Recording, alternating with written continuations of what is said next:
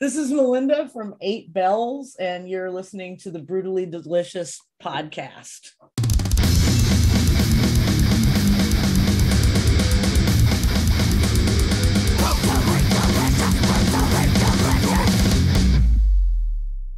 Well, cool. Thank you for joining me. I appreciate it. Yeah, thanks for having me. So I guess we can just jump right in. Legacy of Ruin was released like a week and a half ago. No, it was the 25th of February. Oh, where are we now? I guess we're March 29th. All right, so recently, within the last month. Yeah. Now that it's been out, what's been the response to it so far? Has it been pretty good? Mostly. I think there hasn't been a lot of negativity. There's a couple European reviews where people were like, because we tend to vary genre wise. They kind of frame it as we don't know what we want to do, or we're not good at any one thing, so we're jumping around styles or something like that. Right. And I'm just like, well, I mean, I guess we do it. We take what we like from things we like, So how much of that do you take to heart then? Does that just as an artist, does that just go rush right off you? I've been making weird music long enough to know that, and listening to weird music, that like somebody who says something like that doesn't really know what the fuck they're talking about. Right. But that's okay, because it's not made for them. It doesn't have to be for everyone. And I think metal, and then, metal is not for everyone. And then subgenres like you guys are in is definitely not for everyone. But those who get it, get it. Yeah. And definitely more people get it than don't. So that's nice. That's nice to see. What was it like writing? I'm assuming the record was written during the last 2 years, during all this nonsense. What was it like not only writing a record during this, but how much of what we've all been through has made its way into the record? I mean, the record is basically about what we've all been through and what we continue to go through. And it's definitely started before the last 2 years. These songs span a period probably from somewhere around 2017 up to now. I mean, when Trump got elected, it sort of changed me in some pretty profound ways, and affected me a lot. And then it just seemed like from there, it just everything went to shit. But if you put it in perspective, we've been, people have always been cruel and greedy. So I just don't think I ever saw it so obviously and brazenly done. It's just like, yeah, I know you guys are all a bunch of fucking rich crooks. Right. However, we've turned a corner in that, you've got average people thinking it's okay or something. Right. Yeah, it's definitely an odd climate we live in, and I don't know that it gets better, or I don't know how it gets better. I mean, there's so much, everybody talks about all this division that's going on or whatever, and it's like, well, I mean, it's kind of always been that way, but now there's subdivisions or whatever in, like, you've got like people who are liberal sort of having fights over who gets shit on the most, or like who really deserves care, or so I don't know how we as left-wing or liberals or even radicals, I don't know how we move forward. And also I don't know, I don't have a lot of faith that human beings can make the sacrifices that would be necessary in order to like save the environment. I mean, obviously we'd rather hear more about the misbehavior of Chris Rock. Yeah, like, it's just right. I'm blown away at how, like, and now it's been the way that, oh God, I just sorry, I'm getting you fired up, but no, that's fine. I don't know. I just can't believe how important that bullshit is to people. It's okay. I'm sorry, I'm cussing a lot, but That's that's how not I a am. problem at all. It's but I think maybe 20 years ago you wouldn't have found this kind of boldness or this kind of weirdness. It's definitely the internet and social media that has given everybody some weird platform to espouse their, dare I say, uneducated opinions. Yeah, well, it's a nice way for Nazis to find each other, you know? I mean, it used to be that we would, like the KKK would have to, have a rally or something, and we'd kind of laugh and be like, look at those 40 idiots, Right. And, but now I don't know, networking, social networking. So, I mean, I think there are really positive things about it for sure, and because I have it and do it, I get to keep in contact with people who I might never meet, or, Right. I wouldn't be able to maintain a relationship with those people. And so it's I'm happy to have it, but there's, I can't be really extreme about like, oh, Facebook is fucked. It's like, well, yeah, I mean, it is, but But it's a like you can necessary log evil. out. Yeah, and it's You also a can, necessary evil when you're in a band or when you're an artist and you need to connect with your fans, right? Especially during a pandemic or whatever. That is the way you connect. I mean, you can log out. Yeah. It's always people are like, I'm not doing it anymore, and it's like, that's cool. Log out, man. Like, Right. log Right. out, dude. Right. What is there a message or something you want your fans to take away from after listening to an Eight Bells record? Like a takeaway? Um, I mean, the whole purpose of it is to express, emotion, and maybe, well, I had somebody tell me that when they listened to the record that they didn't feel so alone, you know, That's and big. that maybe is the best compliment I've heard.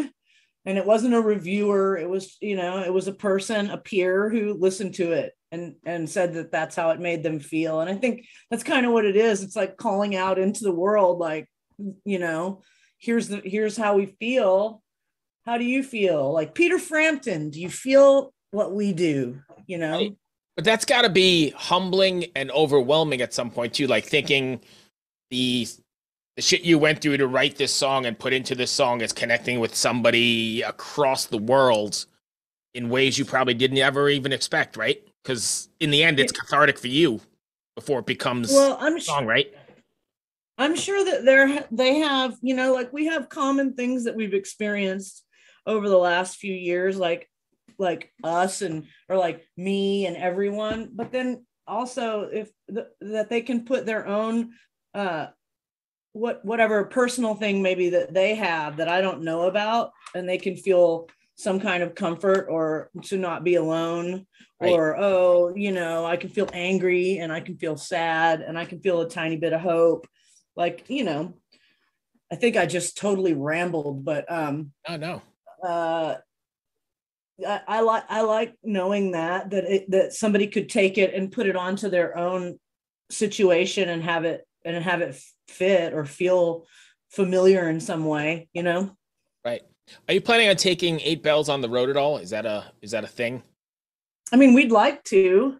Everything's, we're going to have a release show to celebrate our release, and it'll be the first live show with the bass player I'm playing with, Matt. That's happening in May. And I'm down to play shows. It's just weird because usually you would have something planned kind of consecutively or near your release. Right. But we didn't know what was happening. And so we didn't know, we didn't even know if there would be shows. So it looks like there's going to be shows. I mean, I want to go to Europe. I've been doing this for a lot of years, and I do love to tour in the States, but I want to play in Europe too. That's like that would be a bucket list thing to get Right. there. What's it going to be like to finally get out on stage again after such a hiatus? I think for me it'll be a little scary because it's a little scary in general.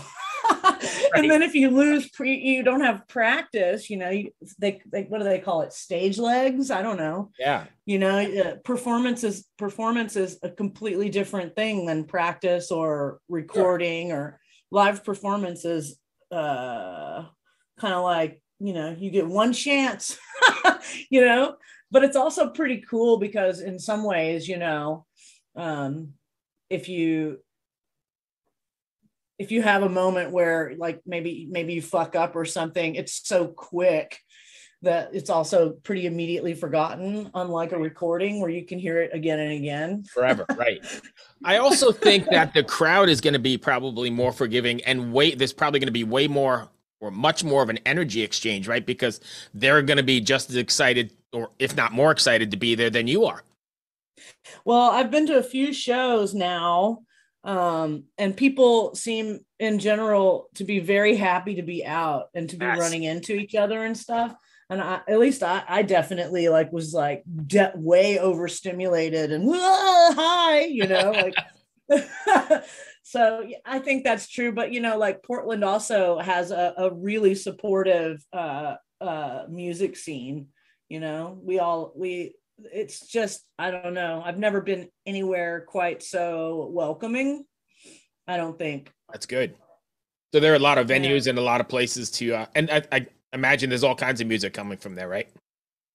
Yeah, I mean, there's a pretty vibrant scene here. I would say that my band and most of my peers, we all play at pretty much roughly the same venues.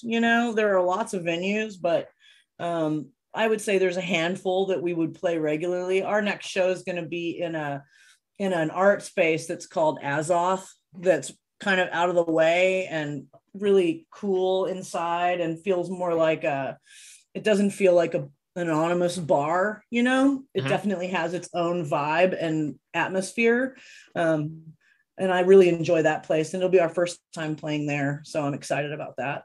Sweet. So I've not seen you guys live, obviously, but I'm just wondering, because you're sort of categorized as a doomy band, do you guys experiment, or do the songs take on a new life on stage? Because it's sort of into that almost like jammy sort of thing, right?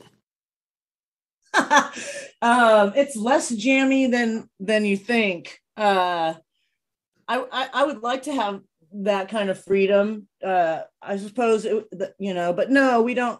The songs are pretty well, they're composed, and definitely like we sort of write the songs by jamming parts and seeing and then sort of like learning how to play parts together, and then going back and deciding how many times or whatever. Right. But I think that we build kind of an improvisational feel in some of the transitions, at least for me. Right. Some of that is not totally set in stone. Maybe it should be, but you never know what's going to happen. I manipulate a lot of effects, and sometimes, I might have a pedal timing thing or something, and then I'm like, oh, it's going to be like this time. So, but not as much of that as in my past. So I was just curious, because that sort of subgenre definitely lends itself to being able to, or at least I think, to be open enough to experiment, within the confines or the constructs of the song you originally created. Yeah, I mean, I really I've done a lot of that. There's not as much of that in this recent music that I've made, though, like Landless and particularly Landless and Legacy of Ruin. They're pretty well composed, but I think they have an openness. It would be pretty cool to be able to just decide, hey, let's keep going with this for a little bit. But also it's really easy to bore a crowd with that kind of thing. And I mean, obviously, if you're up in front of people, you are not just doing it for yourself. Right. So I don't want to be too self-indulgent. And I have definitely, had that in songs and music that I've been a part of, where it's like, get to the point, man. Right. But, I get that more now than maybe in the past. So I do find it interesting that you said you guys still kind of, and correct me if I'm wrong, but are you writing together? Because that's like that's an almost non-existent thing there. Everybody's just sending stuff back and forth. And my point being that I think it becomes more organic and more immediate when you write that way, as opposed to, sending a sterile file to somebody across the world or across the country. Yeah, I mean, it takes longer. Luckily, I play with people who are very good. Right. It takes me a little while to figure out what I want to do, and I kind of have to get a feel off the group, and also I play mostly by ear, so I have to hear things a lot, and jamming and playing them a lot is kind of how I come up with what I want it to feel like, or what, or figure out how does it feel, sort of thing. And I like doing that together as a group. Somebody might bring a riff and be like, and they'll be like, I've been playing around with this, or they'll just start playing it, and then we start playing it together, and then, oh, let's make that into a song. That feels pretty cool. But it also evolves too from that, right? I mean, at some point, some of those probably evolve into something that wouldn't have been if I would have just emailed you a file. That makes sense? I think so, yeah, because I know, speaking for myself, I feed off of what's given to me, so and also a riff might change so completely that it's not really the same riff anymore, but it started because of something, the particular thing that somebody brought to practice. Right. But it might morph into something completely different, and that's okay too. Like I'm kind of fascinated with the way that music can happen that way, almost like it's magic, and it's not any one person writing like an entire song or something and then having everyone else learn a part over it, or even worse, tell them what to play. Like I don't really want to do that, so I have to make sure that I'm playing with people who have a certain sensibility about what we're trying to say, Right, so it's cohesive at the end. Yeah. So what's next for Eight Bells? And I know you said you got some shows coming up, and then what are you planning on from there? Is more singles? Is that the goal? No, we have a festival that we're gonna play that's camping. It's like a camping, like Pacific Northwest sort of nature hippie metal festival. Nice. So we're gonna do that, and that's gonna be fun. We're writing songs. We have a couple ideas that we're tossing around. The singles, I don't want to release singles unless they're ahead of an album, Right. I'm not really into like pouring everything out that might be in an album, like not in an album. But like, I think to be honest, I've been pretty uninspired for quite a while. Like I got pretty far away from music in a way. Like I was close to the assembling of it and making it and the artwork and doing all that stuff. But the actual feeling of music, or I was having some problems with feeling inspired. I feel like maybe that's coming back now, but we didn't even practice for quite a while. There were periods too where we couldn't practice, where we were, we got to stay home or whatever, right, or somebody gets sick, and Sure. So I don't know. I think I'm trying not to. I don't want to sort of pressure myself to be creative, because I can't. It doesn't work. Right. But it's starting to come along. I'm starting to feel something again. I felt like I was kind of stuck in a marsh of nothingness for a while there. What's changing that? Is it just that we seem to be coming out of all this nonsense, or personal? Yeah, I think like I'm not some kind of genius that like, I have all of this stuff inside me that like all I have to do is snap a finger and it comes out. But like I get inspiration from the world around me, and if I'm not experiencing the world, I work from home, I stay home. Right. You know what I mean? Like if I'm not like, even if I'm not super close to people that I see outside, seeing people or interacting with people, all of the maybe negatives about that and the positives are necessary, I feel like, to feel inspired about creating anything. It's not like I'm this endless well of ideas or something. I don't know. Gotcha. Well, that runs up all my questions. Did I miss something you want to cover? No, no. People should probably maybe on the West Coast look into the Litha Cascadia Festival. This should be a good time with like, camping, and I think there'll be like elven people and moss people and metalheads. And so I it'll be an don't even interesting know mix. what's an elven person. Well, I don't know. I think there's some people out there that like, will dress in elf, Oh, like really? I saw some footage of someone that had some ears on, and Interesting. it's going to be an interesting mix of music fans at that. And when is that? Is that this summer? Yeah, it's in June. It spans, is it the 18th? I can't, I'm going to try to plug something. I can't even fucking remember the date of it. It's Litha Cascadia, and it's going to be in June. Let me look at this real quick. The 16th through the 20th. So it's a multi-day thing. And, you go there and you camp and you see music and performance. So there'll be some kind of like performance art type stuff. And, it's definitely going to have a very West Coast, you know, I guess folk metal thing. Vibe, yeah. Sure. I don't know how to describe it. No, that's great. There's so many nuances to it. I'm like, yeah. I was intrigued with the ears, so if I was out that way, I'd come just for that.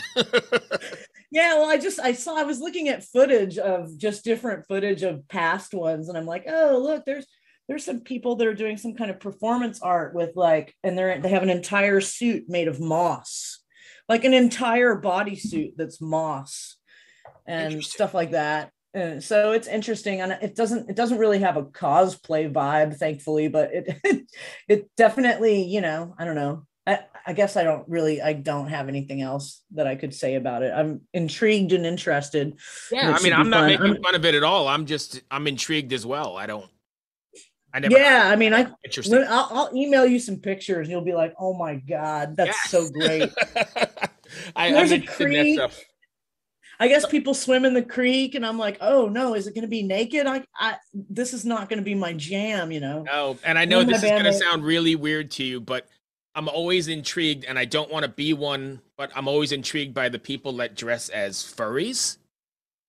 Oh yeah, I don't know what that's about. That's I weird. don't know What either, is it? but Are you dressing as a kitten or something? Or are you dressing well, you just can as a dress furry thing? no like a furry thing. Like there's some, and I'm not an expert in it, and I've actually never seen one in the wild, I guess is the word I'll use, but um, but it's a thing, and I've just always been intrigued. I've seen things online about it, and what makes It's a a sex thing. It's a I don't know. sex Is it thing. always what makes like a 60-year-old guy decide to dress like a unicorn or whatever? I don't Well, know if it is or not. what makes somebody want to dress like a baby? There's Yeah, that too. yeah, I know. Hey, we're way off topic here.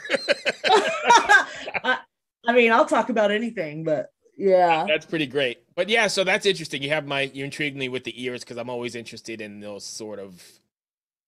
Like I said, not making fun of them and probably not participating, but very interested in subcultures or whatever. I was thinking that the closest I would get maybe is that I need to find a cloak to wear. Apparently it gets pretty cold. It's in Washington State, and it gets pretty misty and cold even in June. So, I see your dog. Yeah, yeah, he's always around. He's so cute. Well, thank you. He's a rescue Great Dane. He's only about 5 months old. Oh my God. He's looking at you. He's Yeah. looking at you like you're He a pokes his head god. around every once in a while. So anyway, that's all I've got. Thank you so much. Hope that wasn't bad. I know we meandered all over the place, but No, I mean, I think it's better. Sometimes people will be so stuck on their list of questions that it gets awkward. I try You not to know, over prepare. I know that sounds stupid. I have the basics and then see where it ends up because most of the times the episodes that do really well are the ones where you kind of just go down some dark talk road, down some road that you didn't intend on, and like furries and like furries, infantilism. yes, and elviers. That's great. Anyway, thank you so much for taking the time. I appreciate it. Yeah, thanks for having me. Hey, be well. We'll talk to you soon. All right, bye. Bye.